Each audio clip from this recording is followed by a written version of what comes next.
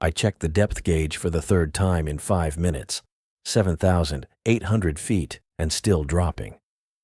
My pod creaked around me, the titanium shell compressing slightly as we sank deeper into the crushing darkness. The small cabin felt even smaller today. Barely enough room for me and all the monitoring equipment crammed inside. Nash, your descent rate looks good. ETA to target depth is 4 minutes. Nora's voice crackled through the comms, calm and measured as always. Copy that, I replied, adjusting the thruster controls. How's the weather up there? Blue skies, much nicer than your office today. I smiled despite the pressure in my ears. Nora had been my surface operator for almost 3 years now, longer than most lasted in the high-stress role of babysitting deep-sea engineers like me. We'd developed a shorthand that made these dives smoother. The external lights of my pod cut through the blackness, illuminating nothing but empty water. At this depth, sunlight was a distant memory. My world had shrunk to what my artificial lights could reveal, a sphere of visibility maybe 30 feet in diameter, beyond which existed only darkness and pressure that would crush a human body instantly. The pipeline appeared below me, a massive black snake stretching across the ocean floor. Transocean's pride and joy. 3 feet of reinforced composite materials designed to carry natural gas from offshore fields to the mainland. My job was simple. Find the reported crack, seal it, and get back to the surface. I'd done this exact repair 14 times before. Approaching target depth, I reported, slowing the descent with a practiced touch on the controls. I can see the pipeline, starting horizontal approach. Confirmed. I'm tracking you. Be advised we're seeing increased methane readings in your sector. Nothing critical, but stay alert. My eyes flicked to the environmental panel. She was right. Methane levels were elevated. Not dangerous yet, but worth watching. The deep ocean floor around here was littered with methane hydrate fields, essentially ice crystals with methane trapped inside. They looked harmless, like patches of dirty snow on the seafloor, but they could be unpredictable. When they melted or broke apart, they released clouds of methane that played havoc with visibility and sensor readings. I see the readings, I said. Nothing I haven't handled before. Just following protocol, Nash. I could hear the eye roll in her voice. Some of us like to play by the rules. 15 years down here and I'm still kicking. My rules work fine. I guided the pod alongside the pipeline, searching for the damage. The crack appeared in my lights, an ugly 8-foot gash in the outer shell. Not catastrophic yet, but it would be if left unrepaired. I positioned myself precisely, lining up with the damaged section. I've got eyes on the target. Looks like a standard stress fracture, probably from last month's seismic activity. Prepping mechanical arms now. My fingers moved across the control panel, powering up the external manipulators. The mechanical arms extended from their housing on the pod's underside, unfurling like metal tentacles. I flexed them, checking response time and hydraulic pressure. Everything looked good. How's the view from my cameras? I asked. Crystal clear. I'm recording everything. Repair package is showing green across the board. I reached for the repair kit controls, ready to start the patching procedure, when movement caught my eye. Something was disturbing the water about 50 feet beyond the pipeline. A cloud of sediment and what looked like methane bubbles billowed upward. But something about it seemed wrong. Methane typically rose straight up, following the path of least resistance toward the surface. This cloud was moving laterally, against the current. I frowned, squinting through the viewport. Nora, are you seeing this? There's some strange current activity near the eastern hydrate field. I see it. Sonar's not giving me much. Could be a thermal vent activation. No, thermal vents don't move like that. This is I trailed off, unable to explain what I was seeing. The cloud was taking shape, concentrating rather than dissipating. I'd spent more time in the deep ocean than most people spend in their cars. I knew its patterns, its behaviors. This wasn't natural. I'm going to finish the repair and then check it out, I decided, turning back to the pipeline. Negative, Nash. Complete your primary objective and return to surface. We can send a research team down later if... The rest of her sentence was lost as something massive burst from the methane cloud. My brain couldn't process its size at first. It was too big, too fast, too impossible. One moment I was safely positioned beside the pipeline. The next my pod was spinning wildly, emergency alarms blaring as something slammed into us with incredible force. My head cracked against the control panel. Stars exploded across my vision.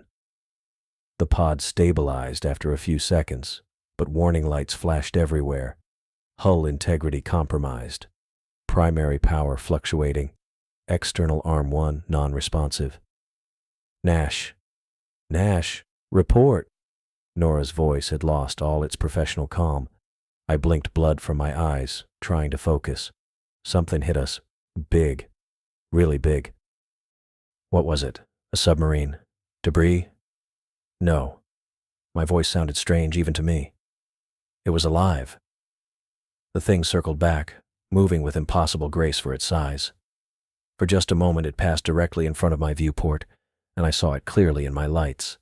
A serpentine body at least 60 feet long, tapered head with a jaw that seemed to split halfway down its length, filled with conical teeth like massive spikes.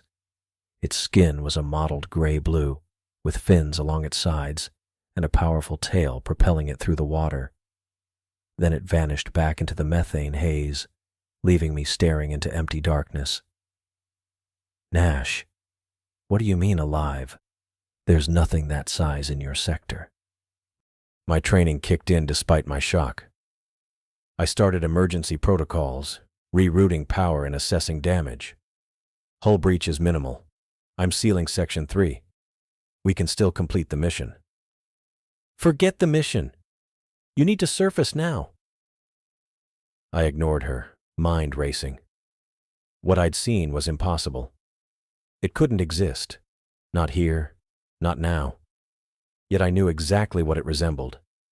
I'd seen the fossils in museums, read about them in university before I dropped out to work the rigs. Nora. I just saw a Basilosaurus, I said, my voice steadier than I felt. A what? Basilosaurus, prehistoric whale species, apex predator of the ancient oceans. I swallowed hard, tasting copper. Extinct for 30 million years. The comms went silent for several seconds. When Nora spoke again, her voice was carefully controlled. Nash, you may have a concussion. Your pod took a significant impact.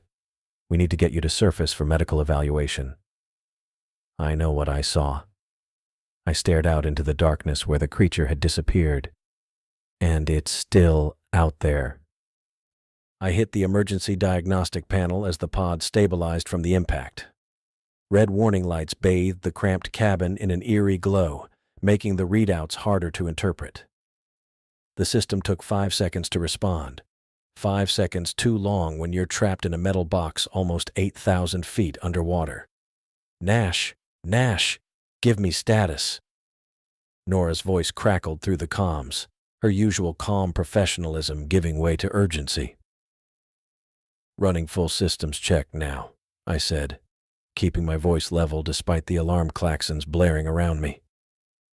My fingers flew across the touch screen, bringing up system reports as fast as the computer could generate them.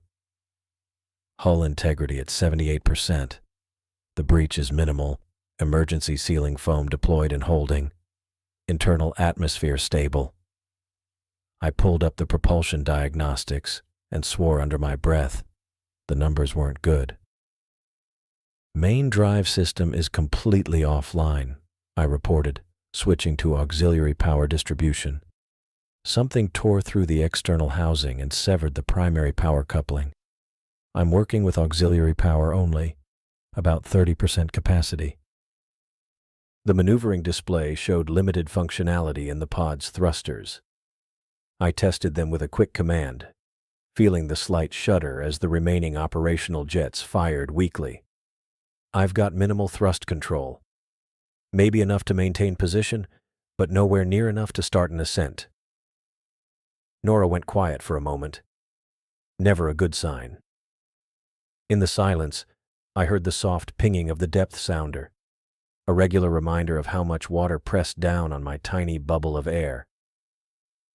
"Nash, I'm looking at your telemetry," she finally said. "Your main propulsion coupling is completely severed. We're getting damage readings from multiple external systems." "What exactly hit you?" "I told you. It was a Basilosaurus, a prehistoric whale that's supposed to be extinct for 30 million years. I knew how it sounded, but I'd seen it with my own eyes. At least 60 feet long, maybe more. Gray-blue coloration. Conical teeth. That's not possible." The doubt in her voice was clear, but I didn't have time to convince her. "Yeah, well, tell that to whatever just rammed my pod." I continued working through the diagnostics. External lights at 50%. One of the cameras is dead. Life support systems intact, thankfully. I switched to the repair systems interface, and my stomach dropped. Mechanical arm 1 is operational. Arm 2 is showing severe damage to the hydraulic system. That would make completing the pipeline repair nearly impossible, and right now that was the least of my problems. "Nash, I'm talking to Henry right now. We're organizing a rescue submersible to reach your position." That's what I wanted to hear. "Good. How soon can they get here?" The pause lasted too long. "Nora, how long?" "We're looking at 18 hours minimum." The words hit me like a physical blow. 18 hours. Nearly a full day trapped in a crippled pod with limited power and whatever that thing was still out there. "That's the absolute fastest we can get the deep-sea rescue unit mobilized and down to your depth," she added, her voice tight. "I'm sorry, Nash." I took a deep breath, pushing down the spike of panic that threatened to rise in my chest. 18 hours was survivable. The life support could handle it easily, as long as nothing else went wrong. "Copy that. I'll be here." What else could I say? I tried for humor. "Not like I've got dinner plans." Nora didn't laugh. "Conserve power where you can. We need your life support and comms to stay operational." "Already on it." I dimmed the interior lights and shut down non-essential systems. The cabin grew darker, the shadows deepening in the corners. "I'm going to seal the minor hull breach properly and then see what I can do about maintaining position." With the immediate technical problems addressed, I finally had a moment to look out the viewport. The pod's remaining external lights cut weakly through the darkness, illuminating maybe 20 feet of murky water. Beyond that was just blackness. Somewhere out there, that creature was swimming. I adjusted the lights, scanning in a slow arc. Nothing but water and the distant outline of the pipeline I'd been sent to fix. The methane bubbles rising from the seabed created strange, shifting patterns in the beam, like ghostly fingers reaching upward. Minutes ticked by. Each creak of the hull made me tense up. The waiting was almost worse than the attack had been. I kept my eyes moving, watching every direction, expecting those massive jaws to emerge from the darkness at any moment. The external temperature gauge showed a slight fluctuation, a current change perhaps, or something large moving nearby. I focused the remaining camera on that sector, seeing nothing but disturbed sediment. Then I saw it. The creature glided into view about 30 feet away, moving with an eerie grace that belied its massive size. The Basilosaurus. Its elongated body undulated through the water with barely a flick of its powerful tail. In the pod's lights, I could make out more details than during our first encounter. The tapered head with its mouth slightly open, revealing rows of conical teeth. Its dark eyes reflected the light as it turned toward me. Those eyes. They didn't look like the mindless stare of a fish, or even the intelligent gaze of a modern whale. There was something calculating in them, something that made my skin crawl. The creature circled the pod slowly, as if taking measure of me and my damaged shelter. "Nora," I said quietly, as if it might hear me through the hull. "It's back." "The creature?" Her voice was skeptical but concerned. "Yes, it's circling the pod, moving slowly, deliberately." I tracked its movement as it completed a circuit around me. "It's studying me." "That doesn't make sense. No marine predator behaves." "I know what I'm seeing." I cut her off, watching as the Basilosaurus completed another circuit, slightly closer this time. "It's not acting like a normal animal. It's assessing." The creature suddenly veered away, disappearing into the methane clouds that drifted up from the seabed. I lost sight of it completely. "It's gone into the methane field," I reported. "I can't see." The pod rocked violently as something slammed into it from behind, throwing me against the control panel. Warning alarms screamed as new damage reports flooded the screen. "We're hit again," I yelled, scrambling to check systems. It came out of nowhere. The attack had been precisely targeted, not at the hull, but at the external equipment housing mounted on the pod's rear section. Through the remaining camera, I caught a glimpse of the Basilosaurus tearing at the metal with those powerful teeth, focusing on the exposed mechanical arm. "It's going after the equipment arm." I watched in horror as the creature bit down on the hydraulic assembly and wrenched. Metal twisted and fluid sprayed into the water. With one powerful shake of its massive head, the Basilosaurus tore the mechanical arm clean away from the pod. The control panel lit up with new warnings.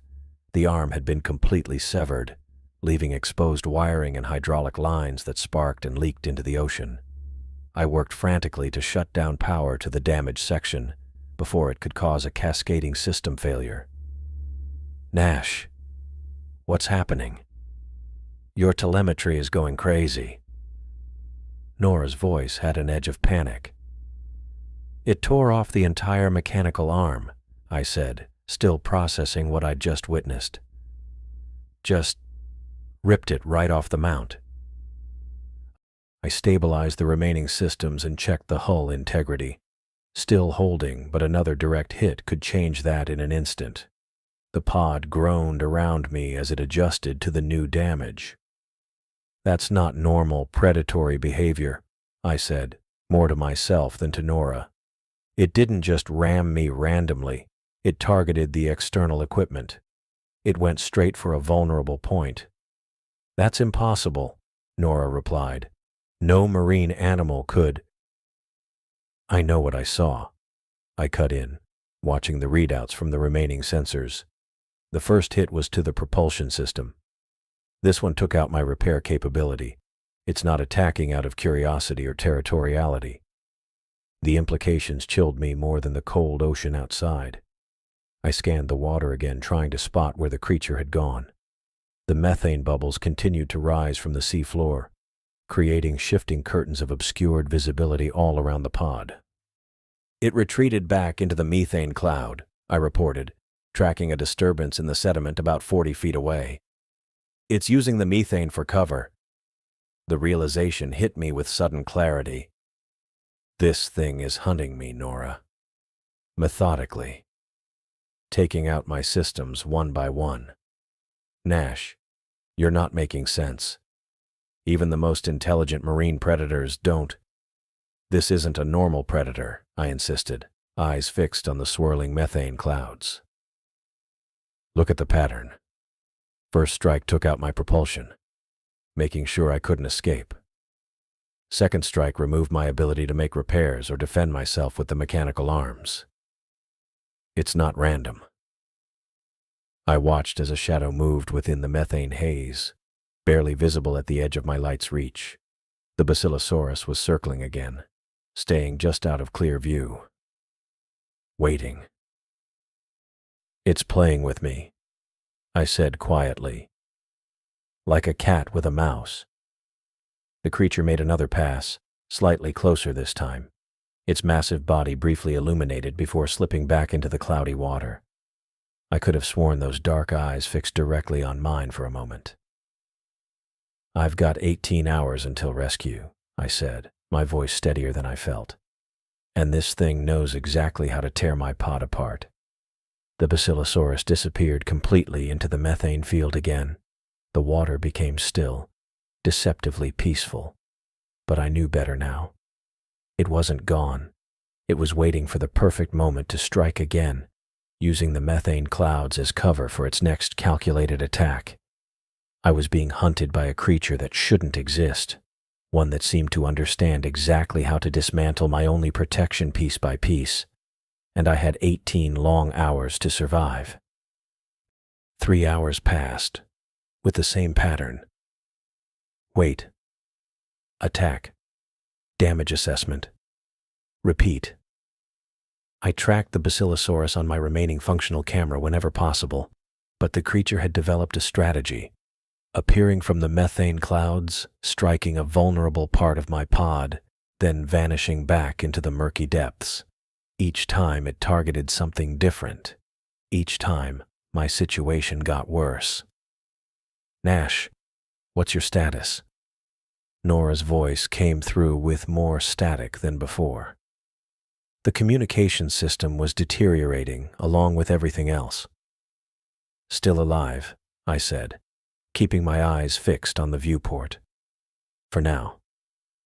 I'd managed to patch the hull breach with emergency sealant, but that was just one problem solved among dozens. The temperature inside the pod had dropped to 58 degrees as the climate control system struggled on reduced power. I rubbed my hands together, trying to stay warm. It's coming back, I said, spotting movement in my peripheral vision. A dark shape cut through the water about 40 feet from the pod. The creature moved with purpose, circling once before darting straight toward me. I braced for impact. The pod shook violently as the Basilosaurus slammed into the external light array. Metal tore away with a screech that vibrated through the hull. Sparks flew outside the viewport as cables ripped apart, and then darkness enveloped everything beyond the pod. The main floodlights were gone. Nash, what happened? Nora called. I checked the damage report on my console. External lights destroyed. I'm down to emergency illumination only. I tapped the backup light control, and a weak glow spilled from the 2 remaining lights on the underside of the pod. The visibility range dropped from 30 feet to maybe 10. I can barely see anything out there now. The creature did this? Deliberately? Yes, I said, frustration creeping into my voice. It's not random. It knows exactly what it's doing. A new voice joined the channel. Pina, this is Hughes. What's your current system status? Henry Hughes, the offshore platform manager. I hadn't expected him to get involved directly. His presence on the comms meant the situation had been elevated to a critical incident. Main power coupling severed. External lights destroyed. Hull integrity holding at 73%. One mechanical arm gone completely. Life support stable, but running on auxiliary power, I reported. And there's a prehistoric whale that shouldn't exist trying to take me apart piece by piece. There was a pause before Hughes responded. Focus on what we know for certain, Pina. Conservation protocols are priority 1. Shut down any non-essential systems immediately. I glanced at the power readout. Already done, sir. Main power at 28% and dropping. The rescue sub launched 40 minutes ago, Hughes said. They're making best speed, but they're still 15 hours out, I finished for him. 14 hours, 43 minutes, Nora corrected. I watched the dim water outside, waiting for the next attack. It's learning. Each strike is more calculated than the last. Hughes cleared his throat. Pina, I need you thinking clearly. Focus on... The pod jolted sideways, cutting off Hughes mid-sentence. Warning lights flashed across my console as the Basilosaurus hit the starboard stabilizer. The pod spun, throwing me against the harness. I grabbed the controls, trying to stabilize our position, but the thrusters barely responded. Backup propulsion's been hit, I shouted over the alarms. The pod continued to drift, slowly rotating as the emergency thrusters fired intermittently, trying to compensate. Nash, I'm seeing critical damage to your starboard thrusters, Nora said, her voice tight with concern. I worked the controls, but the pod only responded with sluggish movements. Confirm. Backup propulsion severely damaged. I have minimal directional control, maybe 10% thrust capacity. The Basilosaurus disappeared again, melting into the darkness beyond my limited visibility. I waited, heart pounding for the next attack, but nothing came. Nash, you're drifting, Nora warned. Current's pushing you northeast. I checked the navigation display and felt a new wave of dread. Toward the methane field. Your trajectory will take you into the largest seep in the area in approximately 20 minutes at current drift speed, Nora confirmed. Hughes spoke again. Pena, we need to conserve your oxygen. Your increased respiration rate is consuming supplies faster than projected. I took a deliberate deep breath, trying to slow my breathing. Sorry, sir. It's just that being hunted by an extinct sea monster tends to get the pulse up. I understand the stress, but you need to maintain control, Hughes replied. Every bit of oxygen matters now. I nodded, even though they couldn't see me. Understood. For the next hour, I drifted closer to the methane seep, fighting with the damaged thrusters to maintain some semblance of control. The Basilosaurus attacked twice more, once targeting the external sensor array, and once hitting the secondary power distribution node. Each time, the creature struck with surgical precision, as if it knew exactly where to hit to cause maximum damage without destroying the pod entirely. After the sixth attack, I checked the system diagnostics. Main power had dropped to 22%. The life support system was still functioning, but for how long? I did the math in my head. At the current rate of power loss, life support would fail in about 11 hours. The rescue sub wouldn't arrive for almost 14. I need options, I said to Nora and Hughes. At this rate, I'll run out of power before the rescue arrives.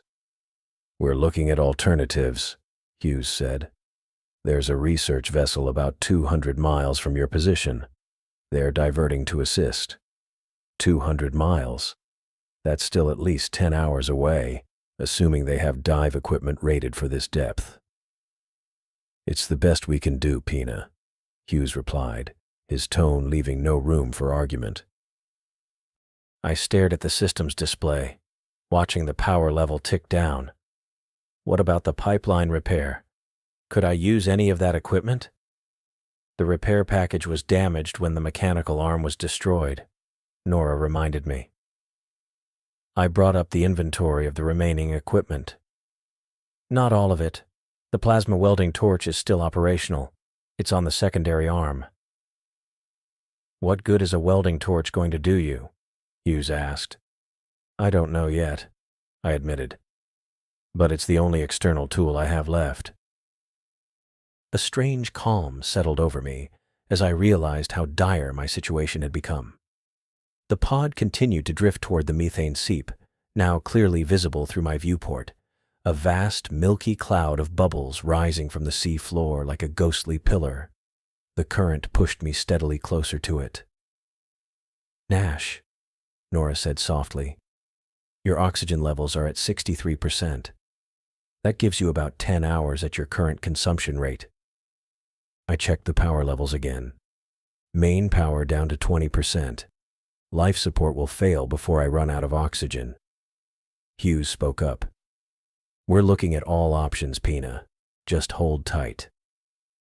The minutes stretched into another hour. The Basilosaurus didn't return, marking the longest period without an attack since this ordeal began. I used the time to check every system, looking for anything I might have missed, any way to extend my power or change my circumstances. It's been 40 minutes since the last attack, I told them. Longest break so far. Maybe it gave up, Nora suggested, but her tone lacked conviction. No, I said, staring out at the methane seep that now surrounded the pod. The milky, bubbling cloud engulfed me, reducing visibility to almost nothing. It's not giving up, it's waiting. I checked the power levels again. Main power, 17%. I ran the calculations one more time, hoping for a different result. There wasn't enough to keep life support running until rescue arrived. Nash? Nora called. What are you thinking? I studied the vast methane seep around me, watching the ghostly bubbles rise past the viewport. The current had carried me right into the heart of it. Through the murk, I could make out the seafloor below, a vast expanse of disturbed sediment where methane gas escaped from beneath the ocean floor. Then I saw it, a shadow moving within the milky cloud. Not random movement, but deliberate. The realization hit me with cold certainty. It's in here with me, I said quietly. In the methane cloud. I can see it moving. Can you get a visual confirmation? Hughes asked. No, visibility's too poor, but something's moving out there. I watched the shadow shift position, staying just at the edge of my limited vision. I think it's been hurting me here all along. Each attack pushed me closer to this seep. Why would it do that? Nora asked. I kept my eyes fixed on the moving shadow. Because in here, I can't see it coming, and it knows exactly where I am. The shadow disappeared completely, leaving me surrounded by nothing but rising bubbles and milky water. I realized with mounting dread that the Basilosaurus was hiding somewhere in this ghostly pillar, waiting for the perfect moment to deliver a final, fatal strike. I stared into the milky cloud of methane surrounding the pod.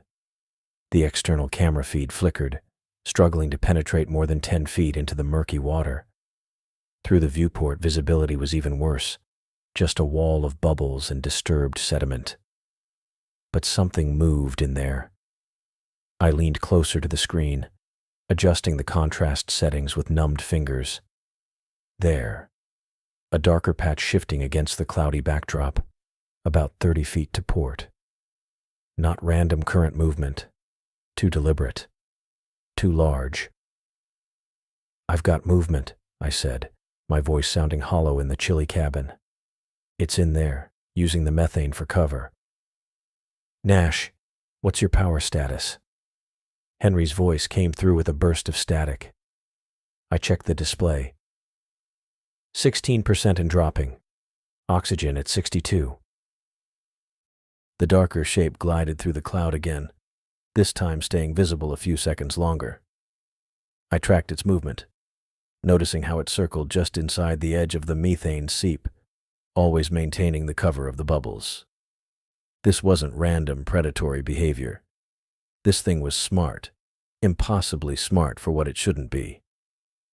It's learning, I said, more to myself than to the comms. Each attack has been more precise than the last. First the propulsion, then lights, then sensors. It's dismantling me piece by piece. Nash, I need you to focus on conservation protocols, Henry said. The rescue sub is still 14 hours out. I know.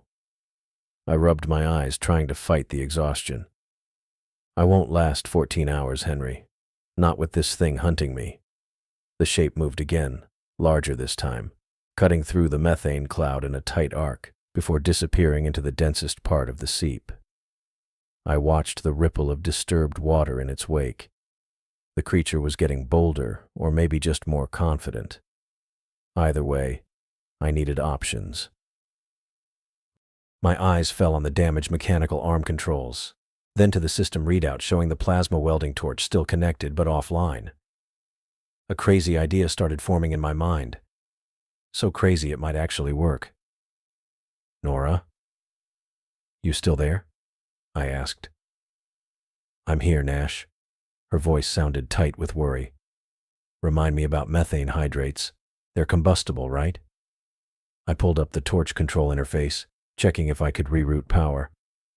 A pause on the line. "Yes. Highly combustible when mixed with oxygen. But at this depth, the pressure keeps them stable unless—" She stopped mid-sentence. "Nash, what are you thinking?" I tapped commands into the interface. The torch uses a concentrated plasma stream to cut and weld metal. If I can get it online and aim it into the methane cloud— "Absolutely not." Henry's voice cut in sharply. "Do you have any idea what that could do? Those methane hydrates are part of a massive field. One spark could trigger a chain reaction through the entire area." I watched the system diagnostic run on the torch controls. It showed the power coupling damaged, but not severed. With a bypass, I might get one good burst. "That's what I'm counting on," I said. "A reaction big enough to take out whatever's hunting me. Nash, listen to me." Nora's voice had an edge of panic now. "The pressure wave from that kind of ignition could rupture your hull completely. Even if it doesn't, the temperature spike alone could—" "I'm aware of the risks." I continued working on the bypass, rerouting auxiliary power. "But I'm out of options here. This thing has taken out most of my systems. It's only a matter of time before it breaches the hull." On the external camera feed, I caught movement again, larger this time. The Basilosaurus was circling closer. "Henry, what happens if I ignite a concentrated area of the seep? Would the shockwave have a directional component?" Henry was quiet for a moment. When he spoke, his tone had changed from outright rejection to reluctant consideration. "Theoretically, yes. Like any explosion, the energy would propagate outward from the ignition point. But Nash, we're talking about forces we can't accurately predict." "I only need enough force to push me clear of the seep," I said, finishing the power bypass. The torch control panel lit up, showing 37% capacity. "If I can get back to open water, I might survive until the rescue sub arrives." The pod trembled slightly as something brushed against the outer hull. Not a direct hit, more like the creature testing for weaknesses. A warning light flashed on the environmental control panel. "It's coming back," I said, feeling a cold knot form in my stomach. "I need to do this now." "Nash, wait," Nora started. "Let me explain my plan first," I interrupted, eyes fixed on the swirling methane outside. "I'm going to aim the torch away from my position, but within the densest part of the seep where I last saw it. The ignition should create enough distraction for me to target the creature directly." My fingers flew over the controls, priming the torch system. The power drain immediately registered on the main display, dropping from 16 to 14%. "Once I confirm the Basilosaurus is in position, I'll ignite the methane right where it's hiding. The combustion should either kill it outright or drive it away. The pressure wave should push my pod in the opposite direction, hopefully clear of the seep. The force could tear your pod apart," Henry said gravely. "The structural integrity is already compromised." "I know. But if I do nothing, I'm dead anyway." I calibrated the torch angle using the remaining camera feed. "The way I see it, this gives me maybe a 30% chance instead of 0. Henry's voice dropped lower, almost fatherly. "Nash, you're not thinking clearly. The oxygen deprivation might be affecting your judgment. If you can hold position and conserve power, the rescue team could. We both know they won't make it in time. I cut him off. My power will fail in less than 3 hours. Life support shortly after. This is my only shot, Henry. The external camera suddenly captured a massive shape moving through the methane cloud. Much closer now, perhaps 20 feet from the pod. I could make out the tapered head, the powerful tail propelling it through the water with frightening grace. It's here, I said, finger hovering over the torch ignition. I need to act now. The Basilosaurus turned sharply, its massive body coiling as it prepared to launch another attack. This would be the big one. I could feel it. The creature had taken out my propulsion, my lights, my sensors. The hull would be next. Nash, please. Nora's voice cracked with emotion. I'm sorry, Nora. I watched the creature gather itself, muscles tensing visibly even through the cloudy water. It's coming. The dark shape surged forward, gathering speed as it charged straight for the pod. My finger moved to the ignition button, aiming the torch directly into its path. I yanked my finger back from the ignition button. The timing wasn't right. The creature veered away at the last second, disappearing back into the milky cloud of methane bubbles. My heart pounded in my ears as I realized I'd nearly wasted my only chance at survival. Nash? What happened? Your vitals just spiked, Nora said, her voice tight with concern. It pulled away, I said, trying to steady my breathing. I need to be smarter about this. One shot is all I've got. I studied the external displays, what was left of them anyway. The pod's position wasn't ideal. I'd drifted too deep into the methane seep. If I ignited it from here, I'd be caught in the center of the reaction. I needed to position myself at the edge of the seep, where I could direct the explosion away from the pod while still catching the creature in the blast. I'm going to use the last positioning thruster, I told them, pulling up the thruster control panel. The diagnostic showed minimal functionality, maybe enough for one short burn. Nash, your power levels are at 15%, Henry said. Every system you activate drains what little you have left. I know the math, I said, running calculations in my head. But if I don't get to a better position, this won't work at all. I checked the oxygen levels. 61%. The temperature inside the pod had dropped to 56 degrees. My fingers felt stiff as I worked the controls. I can see it moving out there, I said, watching a dark shadow slide through the methane cloud about 40 feet off the port side. It's circling again, staying in the thickest part of the seep. Nash, Nora said, the rescue sub is making good time. Maybe you should just... 13 hours is too long, I cut in. At current power drain, life support fails in 9. I mapped out my plan on the navigation display, marking my current position deep in the methane field and plotting where I needed to be, just at the edge, with open water behind me. The distance wasn't far, maybe 80 feet, but with limited thruster capability, it would be tricky. Here's what I'm going to do, I explained, keeping my eyes on the external camera feed. I'll use the thruster to push toward the edge of the seep. As I move, I'll kick up silt from the seabed to create cover. When I reach position, I'll ignite the main seep where it's densest. And the creature? Henry asked. It's staying in the thickest concentration of methane. That's where I'll aim the torch. I pulled up the power management system and began rerouting what remained to the critical components. Life support, the single thruster, and the welding torch.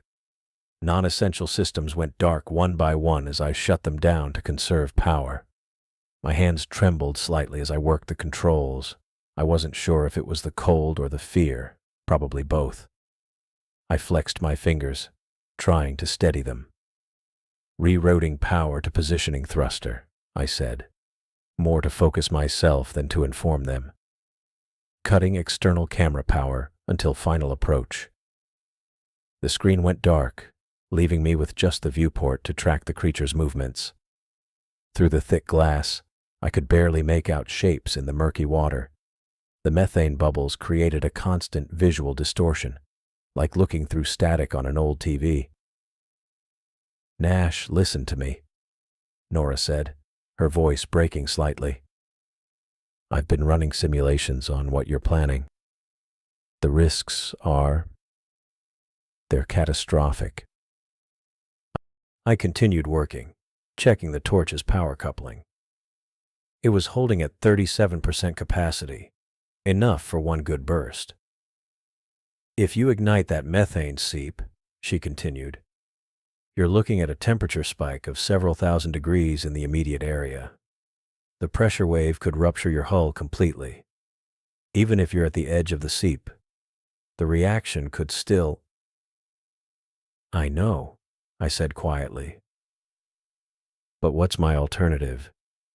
Sit here until power fails and life support shuts down, or wait for our friend out there to tear the pod apart? The rescue sub won't make it in time. We both know that." There was a long pause on the comms. "There has to be another way," she said finally. "I'm open to suggestions," I replied, but we both knew there weren't any better options. I finished the power routing and looked up at the main display. 14% power remaining. Life support stable for now. Thruster ready for a 10-second burn. Thruster activation in 3, 2, 1. I hit the control and the pod shuddered as the single remaining thruster fired. The movement was sluggish, but I began to drift toward the edge of the methane field. As planned, the thruster's exhaust stirred up the sediment below, creating a cloud of silt that provided some cover. "Moving to position," I reported. 8% power after thruster burn. Through the viewport, I could see the methane bubbles thinning as I approached the edge of the seep. I reactivated the external camera, needing a better view for the final approach. The screen flickered to life, showing the murky water ahead clearing slightly. "I see the edge of the seep," I said, "about 30 feet ahead." Then I spotted movement on the camera feed, a massive shadow cutting through the methane cloud behind me. The Basilosaurus had noticed my movement. "It's following me," I said, my voice tense. "Moving faster now." "Nash, be careful," Henry warned. "Don't let it push you out of the methane field completely. You need to stay close enough for your plan to work." "I know," I said, watching the creature's shadow grow larger on the screen as it closed the distance. The pod drifted to a stop as the thruster's brief burn ended. I checked my position, about 20 feet from the edge of the seep, with the densest concentration of methane behind me. It was as good as I was going to get. "Final position reached," I reported, powering up the welding torch. I redirected the remaining power to the torch system, watching as the control panel lit up. The power coupling held steady at 37%. I carefully adjusted the torch angle, aiming it toward the heart of the methane seep where I'd last seen the creature. "Nash," Nora said, her voice quieter now, almost resigned. "The reaction you're about to cause, the math doesn't look good. Even at the edge of the seep, you'll be exposed to temperatures that could melt the pod's outer shell. And if the pressure wave hits you directly—" "I know the risks," I said, cutting her off gently.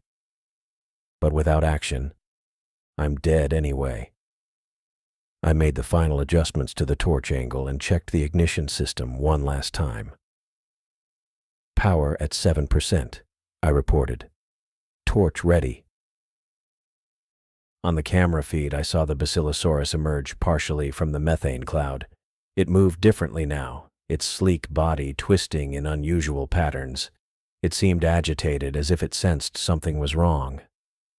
"It knows," I whispered, watching the creature's movements grow more erratic. It knows I'm up to something. The prehistoric predator circled just inside the methane cloud, its massive form occasionally breaking through the milky veil. Its movements became increasingly frantic, darting back and forth through the seep. I think it can sense the electrical activity from the torch, I said. It's getting more aggressive. The creature suddenly turned sharply, its body tensing in the way I'd come to recognize just before an attack. I could see its outline clearly now through the thinning methane, 60 feet of prehistoric power preparing to charge. It's coming, I said, my finger hovering over the ignition button. I have to do this now. The main power indicator flashed a warning, 6%. The life support system would begin to fail soon. The temperature in the pod had dropped another degree. The Basilosaurus moved again, turning directly toward me, its outline growing more distinct as it prepared to attack. I knew my time had run out. I had to act before the creature struck again, or before my failing systems gave out completely. I pressed the ignition button. Nothing happened for a split second, just long enough for doubt to creep in. Had the system failed? Then the torch flared to life with a bright pulse of superheated plasma that shot out from the pod's damaged arm. The tiny blue-white flame looked almost pitiful against the vast darkness of the ocean and the swirling methane bubbles. Torch activated, I said, my voice tight as I watched through the viewport. The flame met the edge of the methane cloud. For another moment, nothing. Then a flash of light erupted as the first pocket of gas caught fire. It wasn't the massive explosion I'd expected, just a brief flare that quickly died out. My stomach dropped. It's not, I started to say. The ocean lit up. What began as a single point of light spread outward in a rapidly expanding sphere of orange-yellow fire. The methane seep ignited in a chain reaction that moved faster than I could track, each pocket of hydrates feeding the next. The water itself seemed to boil and twist as the pressure wave began building. Through the chaos, I caught sight of the Basilosaurus. Its massive body was outlined against the growing inferno, thrashing violently as the flames reached it. For a heartbeat, I saw its silhouette, 60 feet of prehistoric predator caught in a trap of my making. Then the creature disappeared as the explosion engulfed it completely. Nash, what's happening? Nora's voice came through the comms, panic evident. I didn't have time to answer. The reaction had grown far beyond what I'd calculated, the chain of igniting hydrates spreading throughout the entire seep. I grabbed the harness straps and pulled them tight against my chest, bracing for impact. Brace for shockwave, I managed to say before the force hit. It slammed into the pod like a freight train. The entire structure shuddered and groaned as metal twisted against metal. I was thrown forward against my harness, the straps cutting into my shoulders and chest. The pod spun wildly, tumbling through the water with no control. My head snapped back, then forward, my teeth clicking together painfully as I was tossed around despite the restraints. Every system in the pod went haywire at once. Alarms blared from all directions, hull integrity warnings, power failure alerts, oxygen system malfunctions. Red emergency lights flashed, casting the cabin in a strobing crimson glow that made it hard to focus on any one thing. The main console sparked and went dark, then flickered back to life, showing critical failures across all systems. Pod structure compromised, the automated system announced in its flat voice. Emergency protocols activated. I tried to check the status displays, but the pod continued to tumble. My vision blurred as I was thrown sideways, then up, then down again. Something warm trickled down my forehead, blood from where I'd hit my head on the control panel. I reached for the stabilization controls, but my hands wouldn't cooperate properly, and the panel was dark anyway. Through the viewport, I caught disjointed glimpses of the underwater inferno I'd created. The explosion had expanded far beyond the methane seep, igniting other pockets of hydrates in a domino effect that lit up the deep ocean like daylight. Bubbles and debris rushed past as the pod was hurled away from the blast zone. A secondary explosion sent another shock wave rippling through the water. This one hit the pod from below, sending it into a vertical spin. I felt the G-forces pulling at me, threatening to tear me from the harness despite how tightly I'd secured it. My vision started to narrow, dark spots appearing at the edges. "Nash, do you copy? Nash?" Henry's voice seemed to come from very far away. I tried to respond but couldn't form the words. The pod creaked and groaned around me as the pressure differential threatened to crush it. Then I heard the sound I'd been dreading. A sharp crack from the viewport.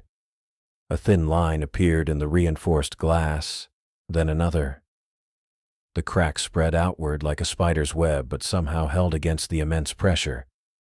The emergency systems kicked in, spraying sealant foam around the edges of the viewport where it met the metal frame. The white substance expanded on contact with water, creating a temporary barrier. It wouldn't hold forever, but it might buy me some time.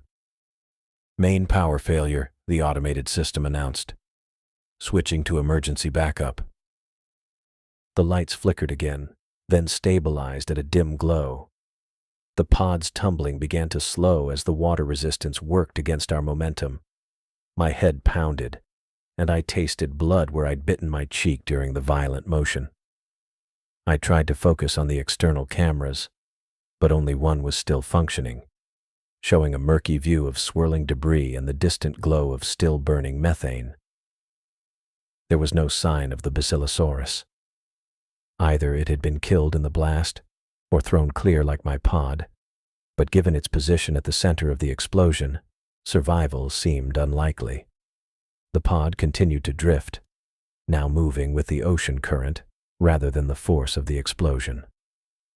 I checked the depth gauge, 6,300 feet. The blast had pushed us upward nearly 2,500 feet from our previous position. Under normal circumstances, that would be good news. But with the pod in its current state, a rapid ascent could be just as dangerous as staying put. I reached for the comms button, my movements sluggish. "Nora." "Henry." "Can you hear me?" Static answered. The communication system was down. I was completely cut off from the surface. The tumbling had finally stopped, but the pod was still rotating slowly, giving me a disorienting view of the ocean around me. The distant glow of the methane fires was fading as they consumed their fuel. Soon, I would be in darkness again. I tried to check the life support readouts, but most of the displays were damaged. The ones that still worked showed oxygen at 49% and falling.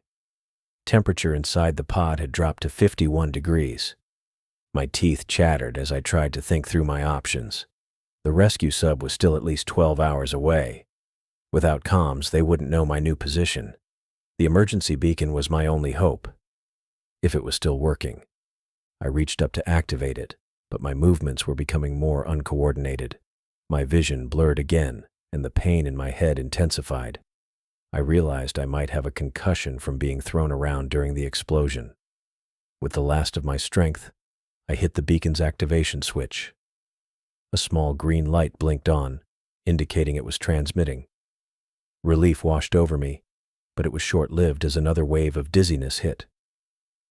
The pod gave another lurch as it was caught in an underwater current. The motion sent a spike of pain through my head, and the edges of my vision darkened further. I fought to stay conscious, knowing that I needed to monitor the pod's systems, to be ready if anything else failed. But the pull of unconsciousness was too strong. As the pod drifted through the dark waters, my eyes grew heavy. The last thing I saw before darkness took me was the cracked viewport, still somehow holding against the crushing pressure of the deep. Then everything went black as I slipped into unconsciousness, the pod continuing its silent journey through the depths.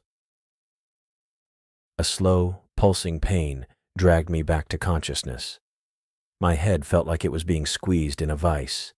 I blinked several times, trying to clear my vision, as red emergency lights flickered across the pod's interior. The taste of blood filled my mouth, and when I touched my face, my fingers came away wet. How long had I been out? Minutes? Hours? The pod's main display was cracked, showing fragmented system readings that blinked in and out. I tried to move and immediately regretted it as pain shot through my left shoulder. System status, I croaked, my voice barely audible even to myself. The automated voice responded, distorted and broken. Life support, functioning at restricted capacity, hull integrity, compromised, but stable. Main power, offline. Emergency power at 37%. I looked at the depth gauge, 5,190 feet. I'd risen almost another 500 feet since losing consciousness. The pod must have been caught in an upward current after the explosion. The explosion. The memories came rushing back, igniting the methane seep, the massive fireball, the shockwave hitting the pod. I'd created an underwater inferno to kill the Basilosaurus. I fumbled with the navigation console trying to determine my position. The mapping system was barely functional, but it showed enough data for me to realize I'd drifted nearly a mile from the explosion site. The pod had been carried by deep ocean currents while I was unconscious. The temperature inside had dropped further, now hovering around 48 degrees. My fingers felt numb as I tried to assess the pod's condition. Most systems were fried or offline. Propulsion dead, external sensors gone, main communications down. But somehow, the core life support systems were still working. The explosion had been even more powerful than I'd calculated, yet the pod's essential functions had survived. I winced as I shifted in my seat to look out the viewport. The reinforced glass was spiderwebbed with cracks, but the emergency sealant had held. Through the damaged viewport, I could see something in the distance. A faint, pulsing glow that illuminated the pitch-black depths with an eerie blue-green light. The methane field was still burning, creating an underwater light show unlike anything I'd ever seen. Nora? Henry? Anyone there? I called out, but the main comm system remained dead, returning only static. I scanned the pod's interior, looking for any alternative. My gaze landed on the emergency kit secured to the wall. With painful movements, I unbuckled myself and floated across the small cabin. The kit was dented but intact. I pulled it open and found what I was looking for, the backup communicator, a self-contained unit designed for exactly this scenario. My hands shook as I activated it, watching the small power indicator light up. The unit was designed to operate on a different frequency than the main comms, with its own power supply and antenna. But with the pod's exterior so damaged, I wasn't sure if the signal would penetrate. I brought the communicator to my lips and pressed the transmit button. This is Nash Pina, Transocean Deep Sea Engineer, ID 47293. Pod severely damaged. If anyone can hear this, I'm alive. I released the button, listening to the static, hoping for a response. Nothing came. I tried again. Nora, Henry, platform control. This is Nash, I'm alive. The pod's life support is functional, but not much else. I'm approximately 1 mile from my last reported position. More static. I felt a wave of despair wash over me. What if the communicator wasn't working? What if the rescue sub was searching in the wrong location? What if... Nash? Nash, is that really you? Nora's voice, crackling through the static, was the most beautiful sound I'd ever heard. Her normally composed tone was raw with emotion. Nora. Yes, it's me, I said, relief flooding through my system. I'm alive. We've been tracking your emergency beacon, she said, her voice breaking slightly. when we lost comms after the explosion. We thought, God, Nash, what happened down there? I ignited the methane. It worked. Maybe too well. The explosion was massive. The pod's taken heavy damage, but core systems are still functioning. I paused, scanning the dark waters visible through the viewport. The creature, I think it's gone. I saw it caught in the initial blast. Your vitals are all over the place, Nora said, clearly looking at her monitoring equipment. Are you hurt? I took a mental inventory. Cut on my head. Possibly a dislocated shoulder. Probably some bruised ribs. Nothing immediately life-threatening. Henry's voice joined the channel. Nash, this is Henry. We detected a significant seismic event at your location about 40 minutes ago. The rescue submersible has already adjusted course and increased speed. How long until they reach me? I asked, watching the oxygen level indicator hover at 45%. 2 hours, Nora replied. Maybe less.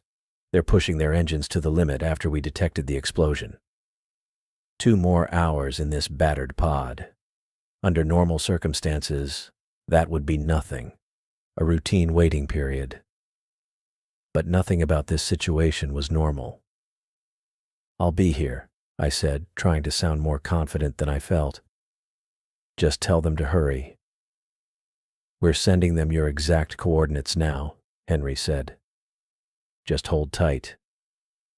The communication ended, and I was alone again with the sounds of the damaged pod, the occasional creak of metal, the hum of the life support system working overtime, the soft ping of the emergency beacon.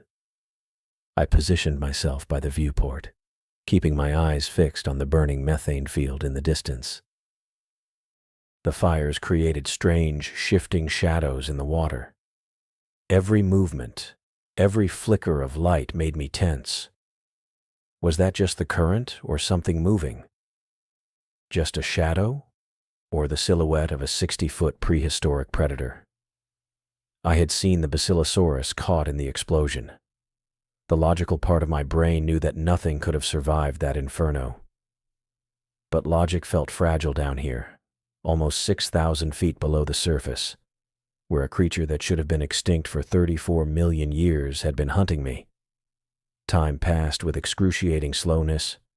I alternated between watching the viewport and checking the pod systems.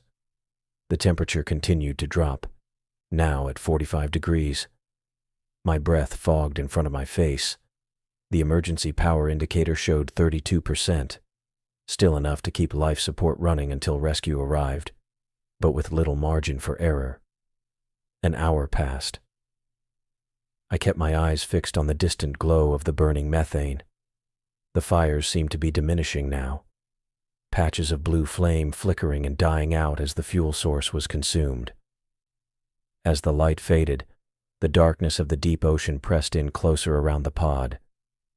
My attention snapped to a movement in the periphery of my vision.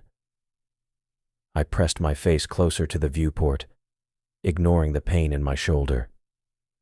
Something had moved out there. Or had it? The dancing light from the distant fires played tricks on my eyes, creating phantom shapes in the darkness. I watched intently, my heart racing. Minutes passed with no further movement.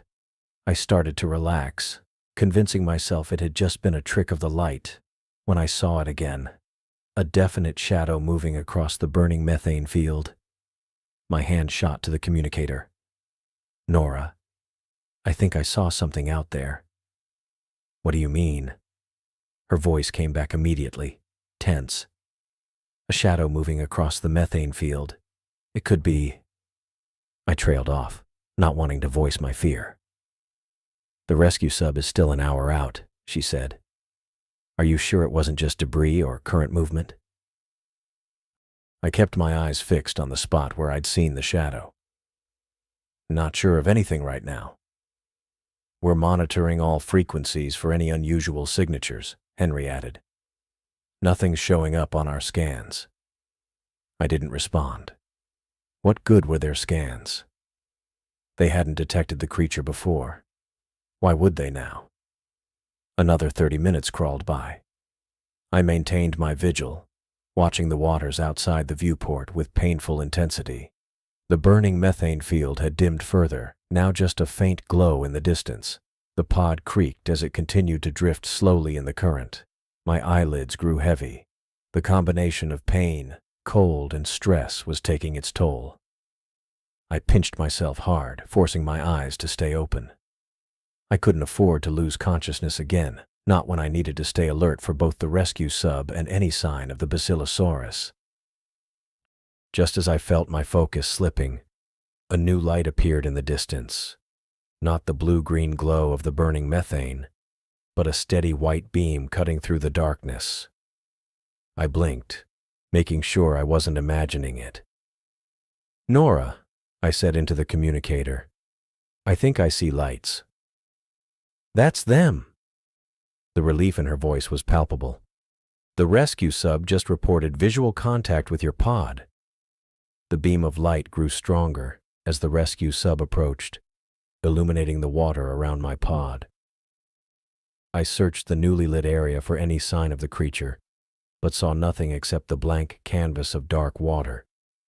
As the rescue submersible drew closer, its powerful lights swept across my pod, revealing the full extent of the damage from the outside: twisted metal, torn equipment housings, the cracked viewport.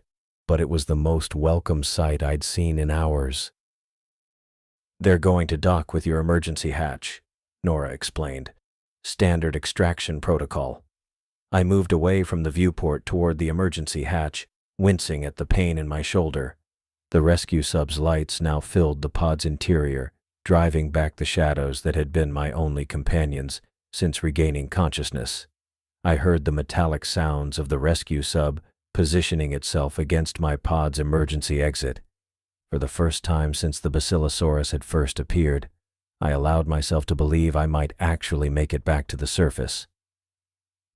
I sat wrapped in a thermal blanket in the medical bay of the Transocean platform the next morning, still shivering despite the controlled temperature. My body felt like it had been tossed in a washing machine. Every muscle protested when I moved. The medical staff had patched me up after the rescue team brought me aboard last night, but the evidence of my ordeal remained in the form of bandages covering cuts across my forehead, arms, and torso from when my pod was thrown around during the explosion. The rescue itself was mostly a blur. I remembered the sub-docking with my damaged pod, the rush of relief when the hatch opened, and hands pulling me into safety.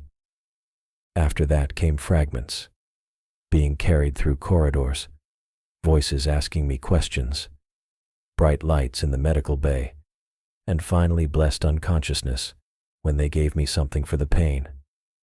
Now, in the harsh fluorescent lighting of morning, everything hurt.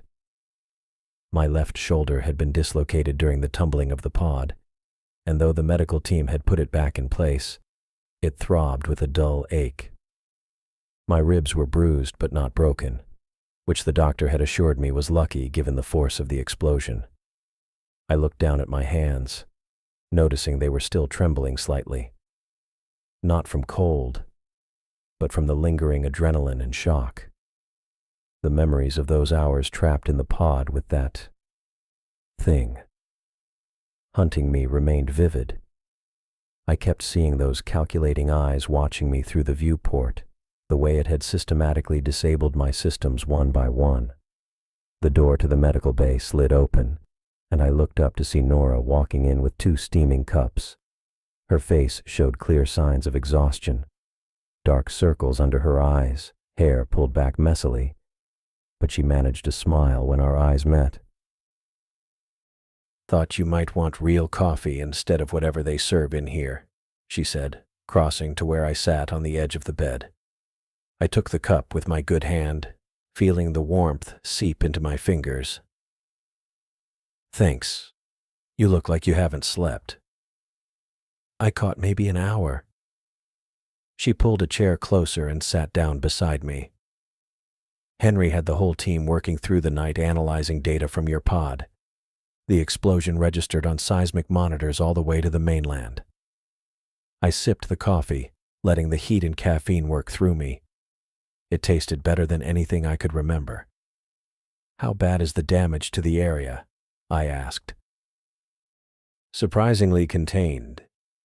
The methane burned off quickly, and the seabed stabilized within a few hours.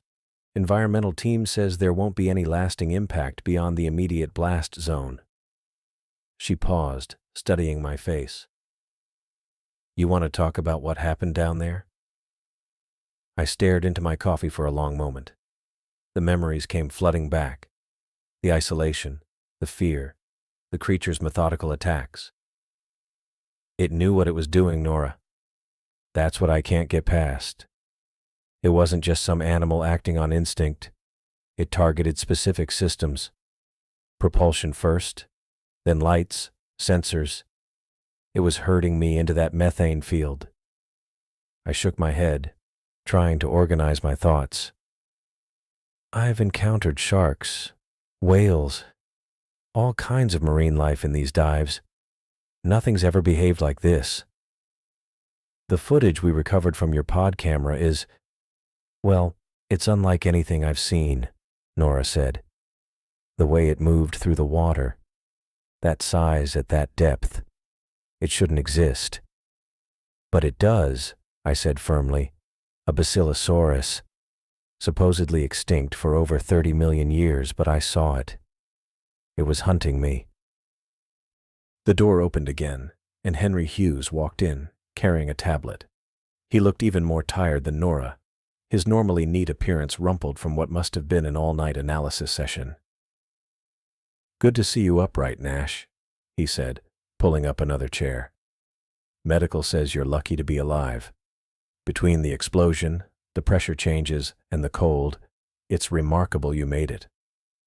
"Did you find any trace of it?" I asked, getting straight to the point. "The creature?" Henry tapped on his tablet and turned it to show me. "We've got your external camera footage. It captured the creature clearly several times. The quality isn't great with all the methane in the water, but it's unmistakable." The screen showed a frame-by-frame breakdown of the Basilosaurus circling my pod, its long serpentine body cutting through the methane cloud. Even frozen on screen, there was something unnerving about its presence, the ancient predatory intelligence in its eyes. "Our science team has been up all night with this," Henry continued. "They're analyzing every frame, along with all the sensor data from your pod. Temperature anomalies, movement patterns, acoustic signatures, everything." "And?" I prompted. Henry looked at Nora, then back to me. "And you're not the first to report something like this. The company has kept it quiet, but there have been similar sightings near deep-sea thermal vents and methane fields in the last few years. Nothing this clear, and no encounters this direct, but enough to establish a pattern." I nearly spilled my coffee. "You knew these things were down there, and you still send people like me down in pods that can't defend against them?" "No one knew for certain," Henry clarified, raising a hand. "There were reports, mostly dismissed as equipment malfunctions or deep-sea hallucinations. Some blurry footage, sensor readings that didn't make sense. Nothing concrete enough to establish as fact." "Until now," Nora added. I set my coffee down on the small table beside the bed, my appetite for it suddenly gone. "So what are you saying? That there's an entire population of these prehistoric predators living down there?" Henry nodded slowly. "That's the current theory. The deepest parts of our oceans remain largely unexplored. These creatures could have survived in isolated pockets, adapting to extreme depths, feeding on whatever lives near the thermal vents and methane fields." "The methane," I said, remembering. "It seemed drawn to it, used it for cover." "That tracks with the other reports," Henry confirmed. "They seem to cluster around methane-rich environments. It might be part of their hunting strategy, or maybe they feed on organisms that thrive in those conditions."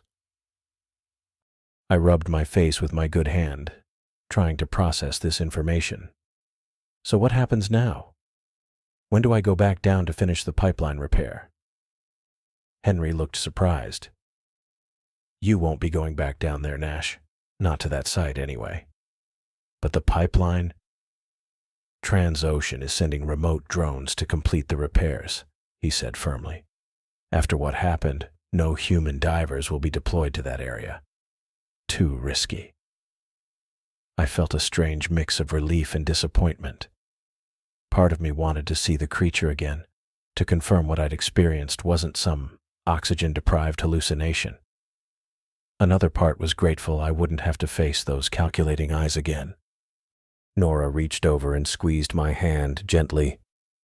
You've earned a long shore leave, Nash. Company policy after any critical incident. Take some time, recover properly. We'll need you for debriefings with the science team, Henry added.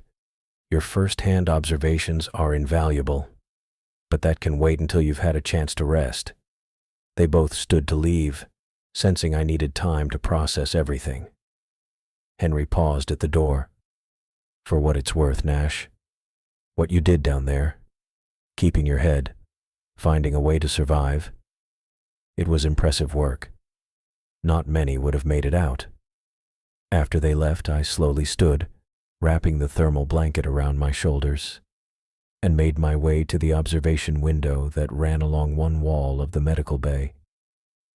The platform sat 30 feet above the water, giving a clear view of the ocean stretching to the horizon. Morning sunlight glinted off the waves, making the water look peaceful, inviting. I pressed my hand against the cool glass, thinking about what lurked thousands of feet below that deceptively calm surface. I felt relief wash over me, relief at being alive, at breathing air instead of the recycled oxygen of the pod, at feeling solid ground beneath my feet. But alongside that relief was a sense of wonder, a newfound respect for the mysteries still hidden in the unexplored depths below.